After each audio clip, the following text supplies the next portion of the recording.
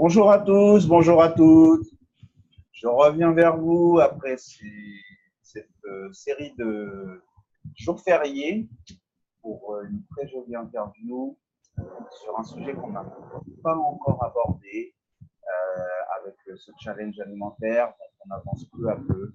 Donc aujourd'hui, on va parler de la chiropraxie avec une personne qui habite ma région, Monsieur Erfoto.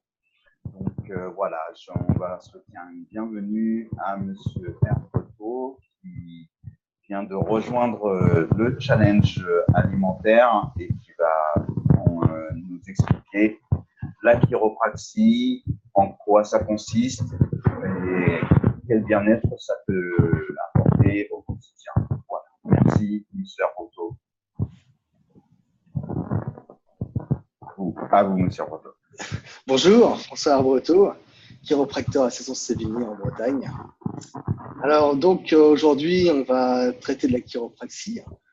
Donc pour présenter cette pratique directement, on va rentrer dans le vif du sujet. Donc la chiropraxie traite toutes les pathologies d'ordre neuromusculo-squelettique. Donc toutes les pathologies qui, on va dire, traitent tout ce qui est pathologie articulaire, les troubles neurologiques.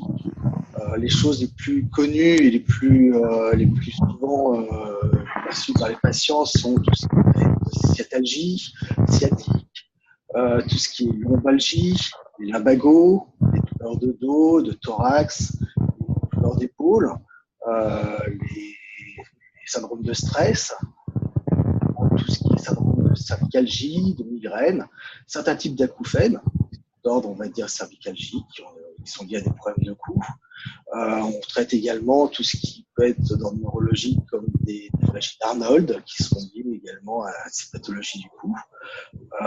Des troubles périphériques, tels les tendinites, les douleurs de poignet, ou bien plus encore, les problèmes également au niveau des pieds, bref, tout ce qui va traiter en fait un problème, on va dire, articulaire, tout ce qui est douleur périphérique, tout ce qui est douleur de dos et tout ce qui est douleur d'ordre neurologique lié à un problème, on va dire, central. Pour aller plus loin en fait dans la présentation de la pratique, comment se déroule une consultation? Alors, une consultation commencera toujours par ce que l'on appelle une anamnèse, qui sera finalement un questionnaire au patient sur sa pathologie, sur le travail, comment il travaille, tout ce qui est antécédents familiaux, antécédents personnels, le sport qu'il va faire, la quantité d'eau, son alimentation, tout ce qui va traiter en fait à sa vie, donc le rythme du sommeil, ces choses-là. Se suivra en fait un examen physique du patient comprenant des tests orthopédiques, des tests neurologiques, ainsi des tests musculaires, de façon justement à pouvoir différencier tout ce qui va être une pathologie bactérienne, une pathologie viscérale, une pathologie virale, tout ce qui va traiter en fait à différentes figures en fait de problème, savoir si la personne a, on va dire, une tendinopathie, non pas une rupture au niveau d'un problème, savoir si c'est un problème d'ordre mécanique ou si c'est un autre problème qui pourrait être lié justement à un facteur extérieur. Va s'en suivre également un diagnostic chiropratique, donc suivi, après tous ces tests.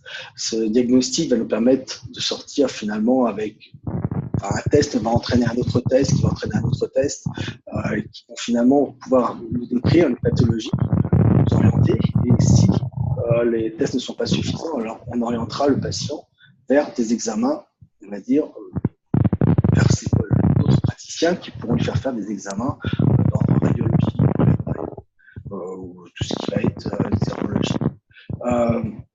Après, dans la consultation, il y aura une phase de traitement à base d'ajustements qui sont des manipulations précises, spécifiques sur une articulation dans un sens et un axe. C'est vraiment de la pratique, c'est vraiment ces manipulations qui sont très très précises. Suivront en fait après des phases de conseil personnalisé au cas par cas, sur la posture, des étirements à faire, des exercices à faire à la maison, un type d'alimentation, hydratation, son rythme de vie, l'usage du sport, des conseils pour les femmes enceintes ou des personnes. Voilà. Tout ce qui va être en fait manière d'organiser les activités et de coopérer avec les professionnels de santé. C'est-à-dire qu'un praticien, un chiropracteur, en fait, son but étant d'être formé de façon à pouvoir traiter les personnes et savoir le cas échéant, pouvoir référer à d'autres praticiens qui ont les compétences requises en cas de pathologie pas traitée. Alors, à qui s'adresse la chiropraxie? Elle s'adresse en fait à tout type de personnes. Elle s'adresse des femmes enceintes, aux nourrissons, les sportifs, les personnes âgées et toutes les personnes de conditions socio-professionnelles différentes. C'est-à-dire qu'à tout âge, on peut aller voir un chiropracteur. C'est-à-dire que je peux traiter en effet des femmes enceintes, des nourrissons qui viennent de naître avec des problèmes, des problèmes de coliques, des tensions musculaires, des syndromes de kyste post-accouchement, des problèmes de céphalie, de choses comme ça en fait. Des problèmes en fait articulaires, des problèmes que peuvent rencontrer les bébés. On peut également traiter donc les femmes enceintes. Là, dernièrement, j'ai encore traité une femme enceinte qui est arrivée, qui avait donc une sciatique avant même de tomber enceinte, avant même sa grossesse, et qui a fait en fait tous les traitements requis, et qui en fait est arrivée ici après avoir eu plusieurs infiltrations, ne pouvant presque plus marcher.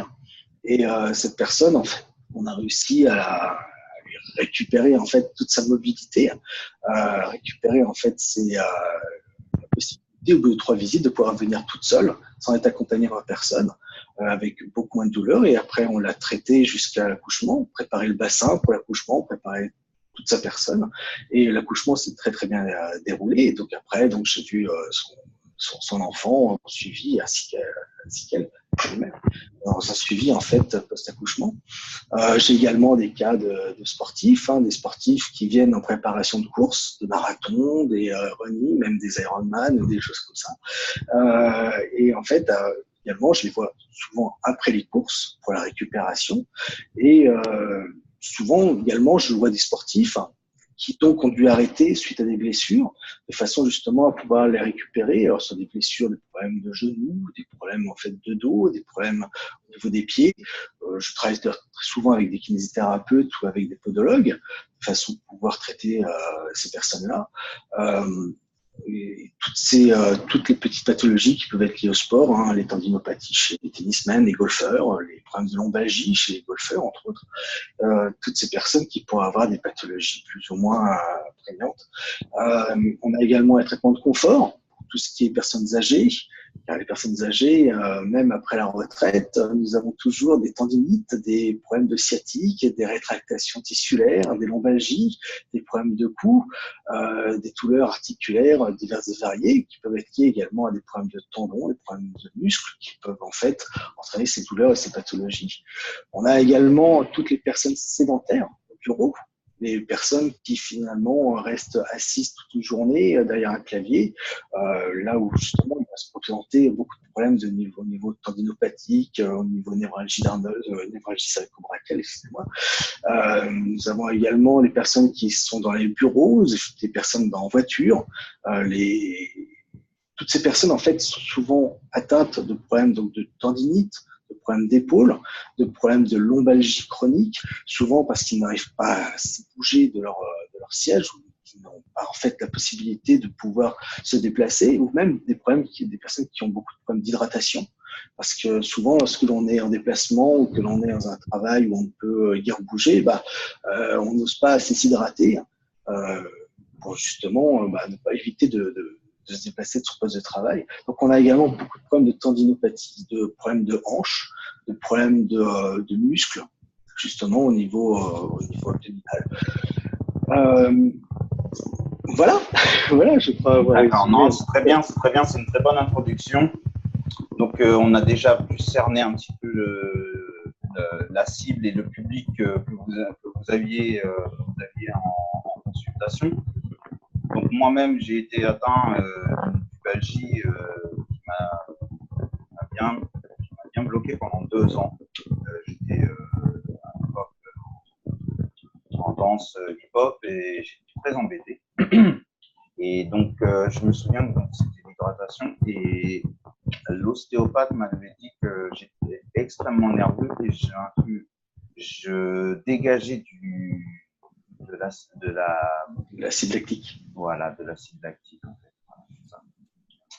Et est-ce que vous, ça vous arrive d'avoir ce genre de… Oui, j'ai d'ailleurs eu une danseuse de hip-hop qui, il y a quelques temps de cela, qui était venue justement sur un pont arrière, qui finalement s'était fait mal. Mais chez les sportifs, chez les danseurs, chez les personnes en fait qui vont faire beaucoup d'activités, il y a très régulièrement des problèmes en fait de tension musculaire et de tension en fait de problèmes en fait dus à l'hydratation ou dus justement à une mauvaise alimentation. Car il faut savoir que même une personne, alors je prends un exemple autre, mais même une personnes retraitées qui font beaucoup de marches. Beaucoup de retraités nous disent que voilà, ils sont actifs, ils marchent beaucoup, mais qu'ils ont des problèmes de lombaire, des problèmes de douleur en fait en bas du dos, en barre.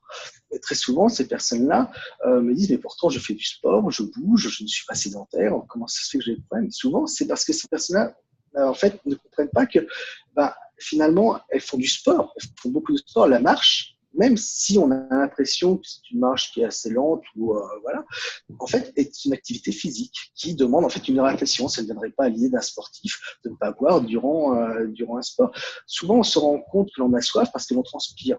Mais toute activité physique que l'on peut exercer durant la journée va créer en fait une consommation d'eau de par notre corps, quoi. Et également en fait une consommation de protéines et d'autres aliments en fait sur notre corps. Donc une bonne alimentation, une bonne hydratation est nécessaire à toute personne pour le bienfait de la santé. D'ailleurs, ça va beaucoup plus loin que ça, car en fait, il a été décrit par la recherche en fait que finalement, l'alimentation a également beaucoup de bienfaits dans tout ce qui est phénomène de prévention au niveau des cancers, de maladies, tout ce qui est prévention au niveau en fait de différentes pathologies en fait qui vont entraîner des carences pour certains suite à certains régimes ou suite à justement certaines manières de consommer qui ne sont pas forcément très bonnes avec l'évolution des temps, quoi. On se rend compte que beaucoup de personnes, enfin on a quand même de sérieux problèmes désormais avec tout ce qui va être obésité, malbouffe, le fait que les gens ne prennent plus le temps de consommer en fait, et également également tout ce qui va être problème de conservation de tous nos produits avec tous les plastiques, autre chose qui justement vont entraîner d'autres pathologies derrière. Donc l'alimentation, là où on va acheter nos aliments, la manière dont on va les préparer et la manière dont on va les diversifier, car en fait on peut manger de tout, mais de manière diversifiée. C'est vraiment ça la clé. C'est-à-dire que se cantonner à un type d'aliment ne sera pas bon, même si on peut dire que voilà, tel aliment va avoir tel effet sur le corps. L'être humain est fait pour consommer de tout en quantité raisonnable. Voilà. C'est vraiment l'une des clés de l'alimentation et des conseils, en tout cas, que je peux donner durant mes consultations en termes de chiropraxie. Car il faut savoir que, si je reviens un peu à ma profession, il faut savoir qu'en chiro, nous avons également en fait des formations, on va dire, on a une introduction à la diététique qui va nous permettre également de pouvoir référer un diététicien au cas où en fait, le patient a de sérieux problèmes d'alimentation. Oui. J'ai eu effectivement une personne qui était végane qui m'a dit de prendre contact avec des chiropracteurs. Donc, moi, je ne connaissais pas du tout cette profession. Et donc, c'est pour ça que je suis très honoré que vous ayez répondu parce que apparemment, vous avez un gros bloc de diététique en fait à ingurgiter lors de votre formation. Un bloc assez important.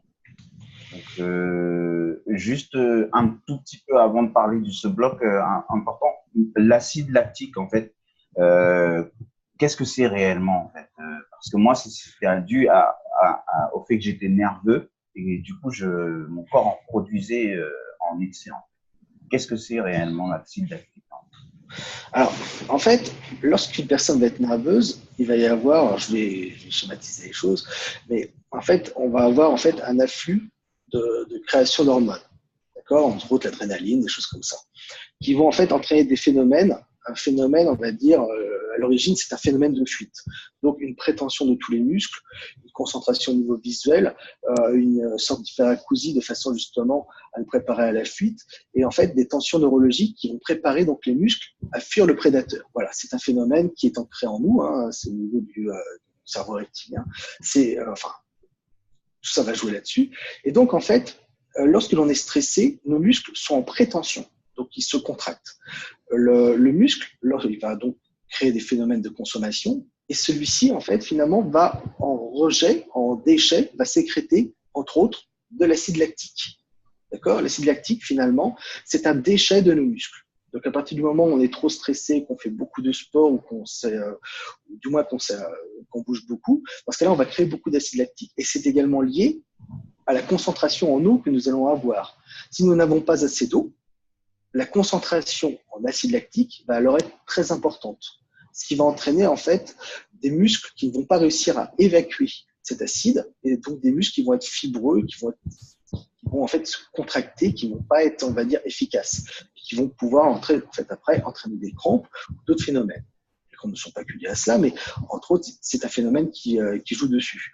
Voilà d'ailleurs également pourquoi il faut boire beaucoup d'eau, car l'eau finalement a des bienfaits sur plein de mécanismes du corps, dont entre autres tout ce qui va être la concentration de cet acide, car le corps, en fait, dès qu'il va avoir de l'eau, si la concentration est élevée, il va directement utiliser l'eau que l'on va boire pour évacuer au niveau de la vessie. Seulement, il y a deux phénomènes de vidage en fait de la vessie. Il y a un phénomène en fait qui est lié à la concentration. Si on a une forte concentration en urée, alors la vessie va alors se vider rapidement. Et si par contre la concentration est faible en urée, alors la vessie va pouvoir contenir beaucoup plus d'urée. D'accord? Et donc, enfin, beaucoup plus d'urine. Et donc, va pouvoir avoir un phénomène de réflexion, de vidage qui va être beaucoup plus lent. L'eau est également essentielle, car finalement, c'est un phénomène en fait de volume au niveau du corps. C'est-à-dire que le cœur est une pompe. Si on met très peu d'eau, on aura donc un volume qui sera faible. Donc le cœur va travailler beaucoup plus, les reins vont fonctionner beaucoup plus, car eux-mêmes fonctionnent avec un phénomène de pression. Et donc, finalement, moins on aura d'eau, plus on aura d'urée, et finalement, plus on aura de toxiques dans le corps. D'accord? Donc l'urée est un phénomène normal de déchets des organes et des muscles. Et donc le corps l'élimine grâce à l'eau que l'on va boire. Donc il faut boire beaucoup d'eau lorsque l'on fait de l'activité, ce qui devait sans doute être un des problèmes. Ouais, à cause de mon caractère, du coup, je buvais en excès par rapport à d'autres patients de l'acide lactique, et donc c'était très embêtant parce que j'avais des crampes sur crampes. Je pouvais être assis devant la télévision et avoir une crampe à l'adducteur. C'était très bizarre. Il n'y avait pas besoin forcément de faire d'efforts. En fait. Non, mais parce qu'en fait, vos muscles étaient déjà prétendus. C'était pour ça. Et n'ayant pas sans doute assez d'eau, finalement, cet acide restait cantonné dans vos muscles. Et après un effort, si vous faisiez du peu de temps avant, vous créiez en fait une très forte concentration d'urée que vous n'arriviez pas à évacuer. Soit c'était une mauvaise récupération ou une nervosité passagère, effectivement. Il ne faut jamais oublier non plus que après les efforts, il faut toujours finalement fonctionner un certain temps, marcher un certain temps, de façon justement à ce que le corps puisse évacuer tous les déchets. Il ne faut pas faire une activité physique intense et s'arrêter directement et se mettre dans le canapé. Ça, c'est très mauvais, quoi. Il faut toujours, en fait, même après une course, il faut toujours donc courir, puis une fois qu'on a fini sa course, marcher un certain temps de façon à faire fonctionner le corps, d'ailleurs il perd une certaine température, qu'il fasse circuler tous les fluides, qu'il élimine tous les toxiques, de façon justement après à pouvoir se reposer. Et également, après un effort, il faut toujours bien s'alimenter pour récupérer et renforcer tous nos muscles et bien s'hydrater après, car finalement, le corps a besoin finalement après un effort de se reconstruire. Alors pour les activités, par exemple quand on a une profession, j'ai fait après par rapport de la boxe, les entraînements étaient à 18h, 19h. Donc c'est vrai qu'au niveau du sommeil, c'est pas super, mais bon, on n'a pas trop le choix, on n'a pas trop d'autres choix quand on travaille. Donc si je suis vos conseils, donc je fais mon entraînement de boxe. Bon, Après, normal, je m'étire. Et vous me demandez de rester un petit peu en activité juste avant de me coucher. C'est ça? Alors, en fait, après un entraînement de boxe, avant de s'étirer, déjà, en fait, il y a beaucoup d'histoires, justement, ne serait-ce qu'au niveau de la recherche. Il y a, en fait, les gens ne sont pas tous d'accord sur tout ce qui va être bien fait des étirements après finalement un effort physique. Il faut bien comprendre que la machine, en fait, lorsque vous avez fait votre entraînement, eh bien, finalement, elle a fonctionné, elle a consommé de l'énergie, elle a consommé de l'eau, elle a créé des déchets. Et donc, cette machine, en fait, après un entraînement, il vaudrait mieux, finalement, marcher ou faire, on va dire, relâcher en fait la machine petit à petit avant de faire des étirements. Donc, marcher un peu, délasser tout l'ensemble, faire des relâchements musculaires tranquillement, sans jamais forcer. Les étirements, pareil, il vaudrait mieux les faire en mouvement. C'est-à-dire que lorsque l'on marche, bien étirer les mollets, bien étirer les quadriceps, bien étirer les ischio-jambiers. Pareil pour les bras, bien les emmener vers le bas, étirer l'ensemble des muscles devant, derrière, de façon justement à ce que ce soit un relâchement passif, vraiment tout tranquille.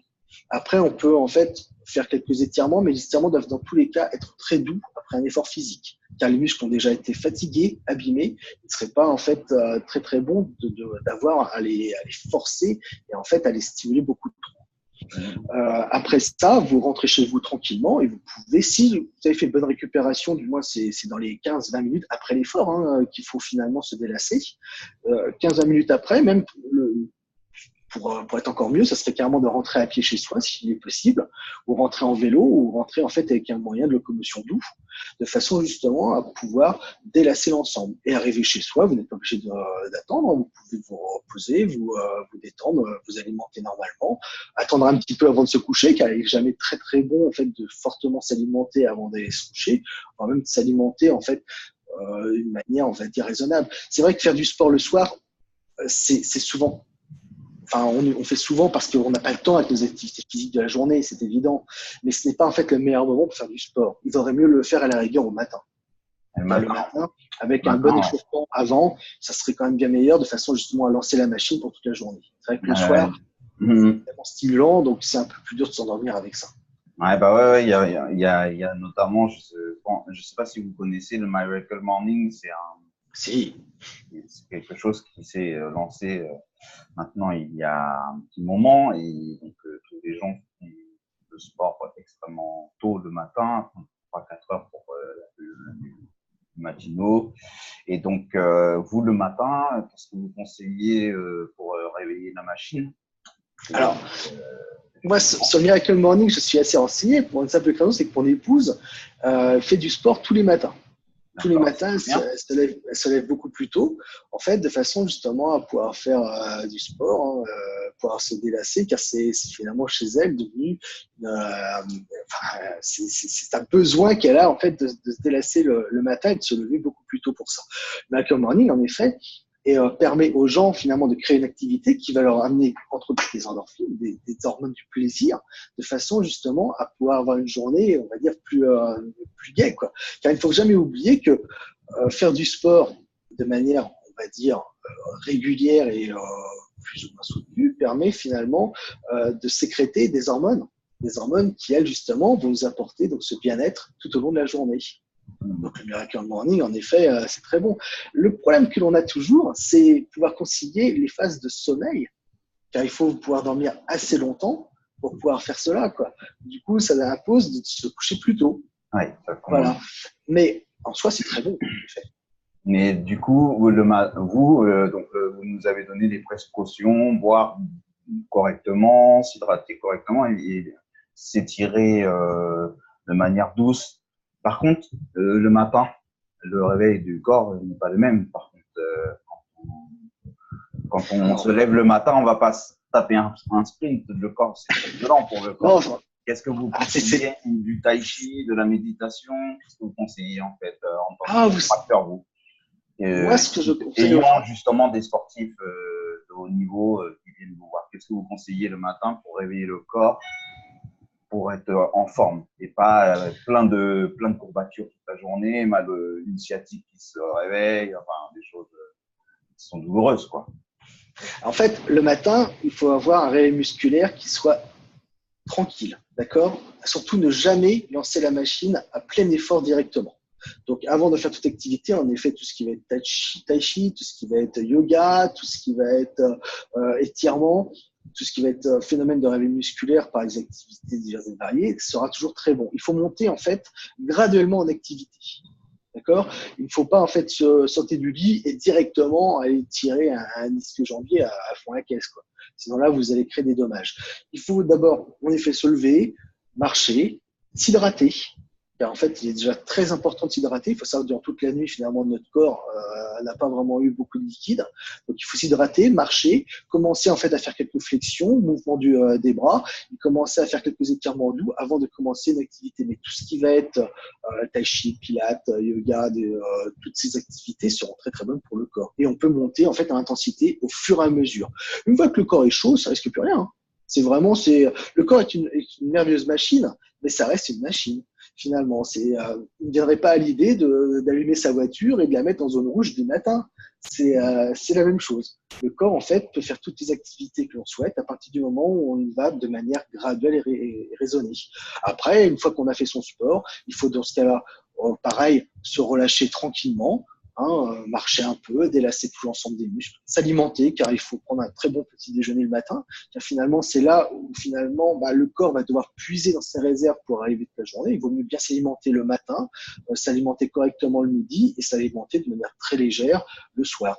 En fait, c'est en fait dans ce sens-là qu'il faut fonctionner. Donc, il vaudrait mieux en effet faire du sport le matin plutôt que le soir, et il vaut mieux commencer, on va dire, de manière graduelle. Alors, c'est vrai que ça impose de se lever un peu plus tôt. Faut être clair, ça impose également un temps un peu plus long d'échauffement. Mais c'est indispensable pour ne pas avoir de courbatures et de douleurs après. Et si c'est fait de manière graduelle, vous ne risquez rien. Ah non, mais c'est très intéressant. Franchement, c'est vrai que ça va à l'inverse du rythme que on a en Occident, où les gens font du sport le soir. Tout à fait, mais il y a ça le problème. Il y a ça le problème, c'est que je vois malheureusement heureusement pour eux, je vois beaucoup de gens qui courent à la frontale le soir dans les parcs, qui sont à fond parce qu'ils n'ont pas le temps de le faire l'après-midi. Alors après, c'est évident, vous avez poussé la machine à fond, vous l'avez fait tourner et vous arrivez, vous n'avez pas trop le temps, donc vous montez directement dans votre voiture, vous rentrez chez vous, vous êtes assis, donc ça va commencer à se contracturer, tous les acides sont là, ils vont s'installer dans les muscles, les articulations, vous allez vous dérouiller pour sortir de la voiture, puis vous allez manger en vitesse, et puis comme il va être très tard, vous allez vous mettre au lit directement. C'est pas un rythme qui est tout à fait cohérent avec le corps, quoi. Le corps a besoin d'être au calme le soir. Il n'a pas besoin d'être à fond. Il vaut mieux, au contraire, voilà, comme je disais, il vaut mieux y aller le matin, car le matin, on a toute la journée après pour récupérer, finalement. Et surtout, ça crée un réveil musculaire. Je pense qu'on reviendra sur justement les acides et puis les rythmes circadiens, parce que en discutant avec vous, je me rends compte qu'il y a beaucoup de choses en fait à aborder. Les rythmes circadiens, je le rappelle, donc on a tous dans notre corps en fait des rythmes circadiens. La femme de Monsieur Herpoto, du coup, s'est imposé un rythme circadien où elle est en rythme ultradien, où son corps se met en marche comme une machine, et ça, elle passe de 0 à 100 vers 4-5 heures du matin. Votre femme, elle se lève à peu près? Elle se lève vers 5 heures, oui. Ouais, vers 5 heures du matin, donc son corps est prêt à recevoir une masse d'informations en forte quantité.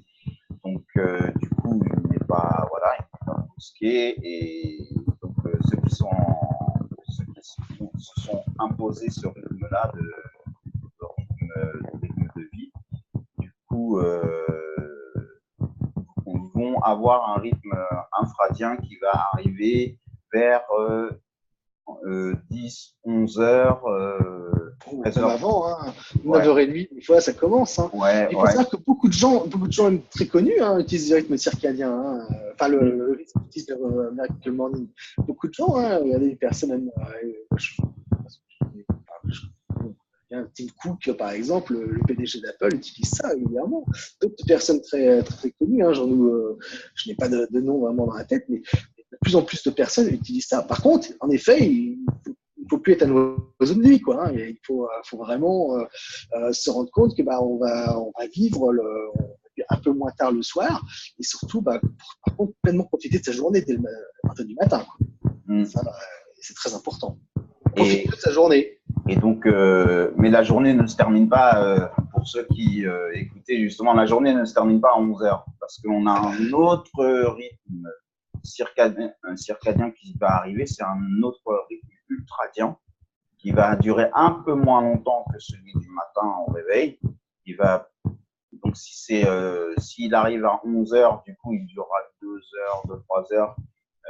En général, c'est pour ceux qui ont un rythme de vie normal, il arrive à peu près à 11 heures au moment de manger et c'est le temps de digestion en fait. Et le temps de digestion, on est en rythme infradien, on se sent un peu plus emballé et donc du coup on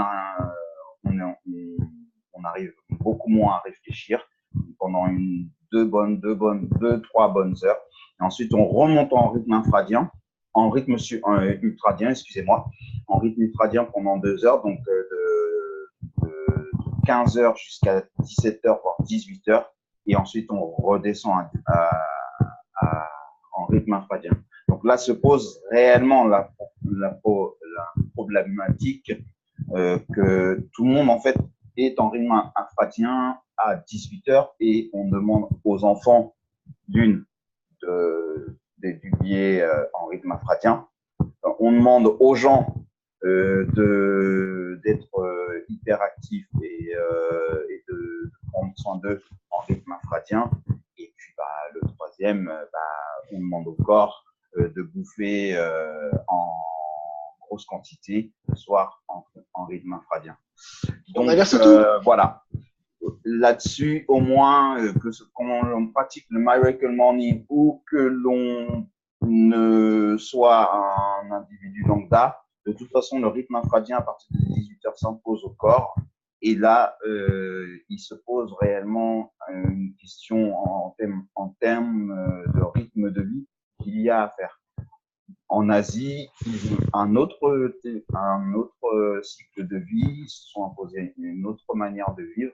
Et le Miracle Morning a été une des clés pour essayer de se reconnecter avec le corps. Parce que je le rappelle, ce challenge, c'est aller vers l'alimentation saine et donc le respect du corps et écouter son corps. Et donc, si on écoute notre corps, mais on y reviendra sur les rythmes circadiens et avec quelqu'un qui pourra bien vous expliquer les choses correctement.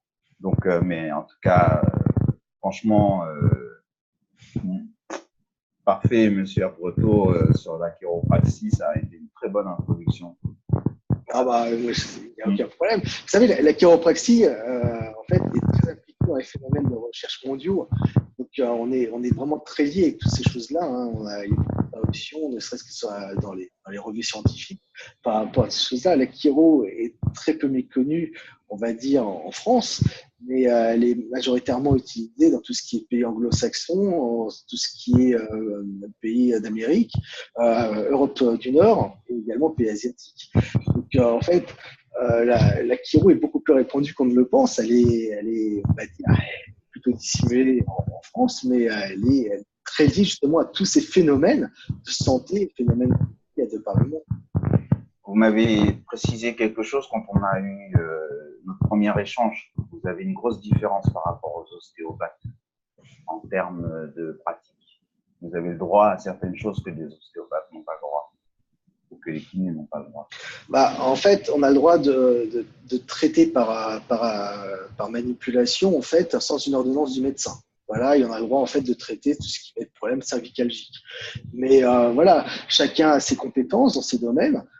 Chacun peut travailler justement. Il y a des domaines dans d'autres professions que nous ne traitons pas et qui eux par contre traiteront parfaitement, et des domaines en fait qui vont faire spécificité de cette pratique.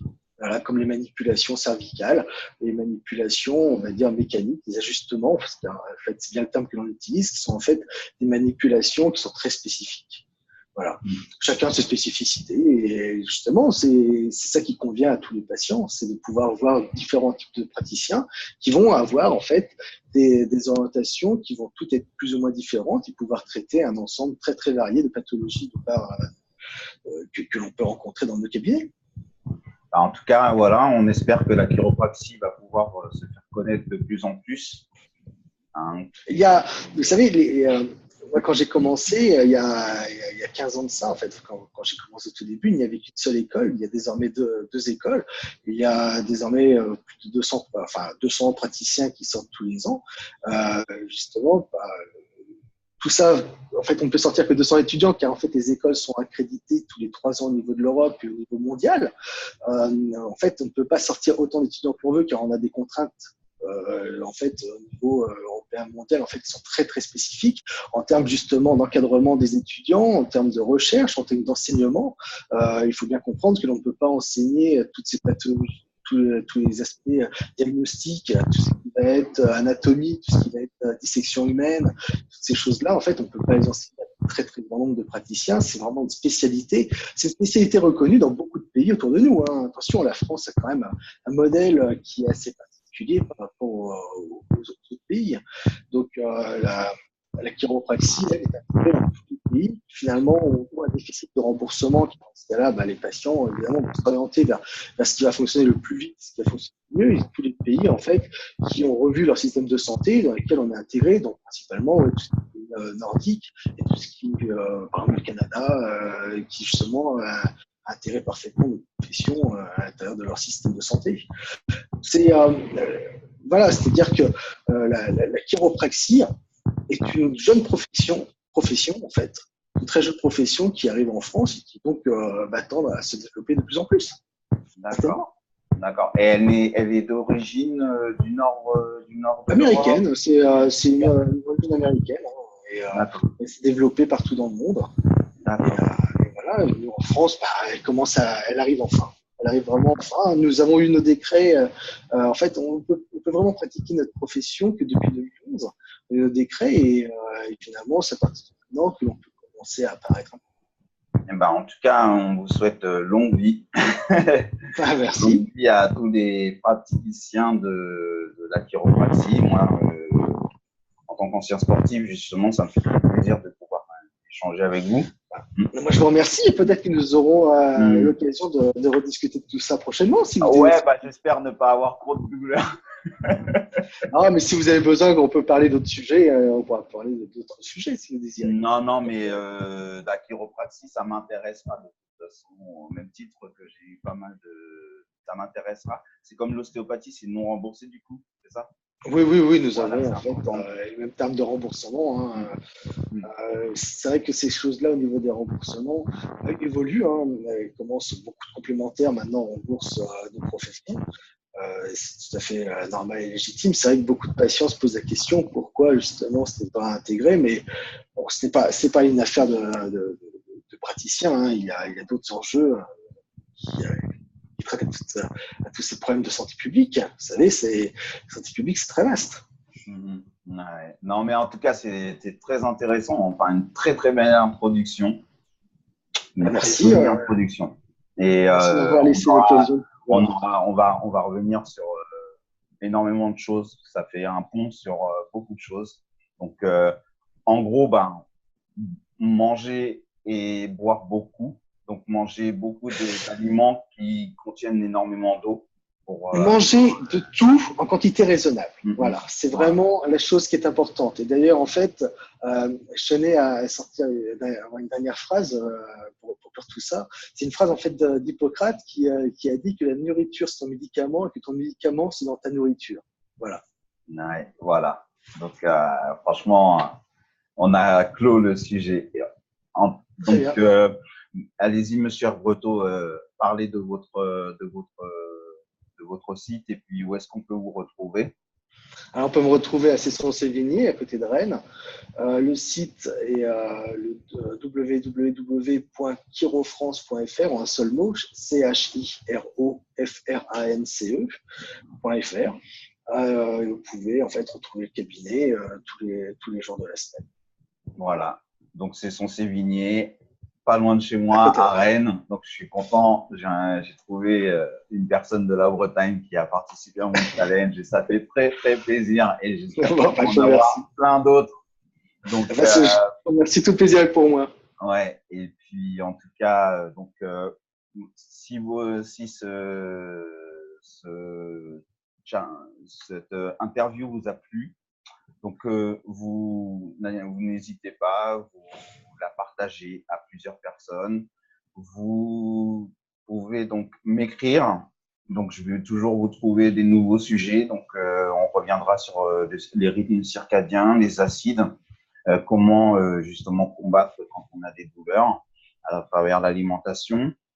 Donc, je vous laisse donc mon Facebook qui est Jean-Marie Lorich-Lalouz. Donc, vous pouvez m'écrire si vous avez envie d'aborder certains sujets. Moi aussi, de toute façon, je vous interpelle, quoi qu'il arrive. Et puis, donc, vous avez votre livret toujours gratuit offert sur les conséquences de l'épandage massif à base de pesticides sur le corps. Voilà. Et donc, voilà, c'est mon livret que je vous offre. Et donc, je vous dis à très, très vite pour une autre interview qui pourra vous aider à cheminer vers une alimentation saine et variée. Voilà. Merci, monsieur Herbretot.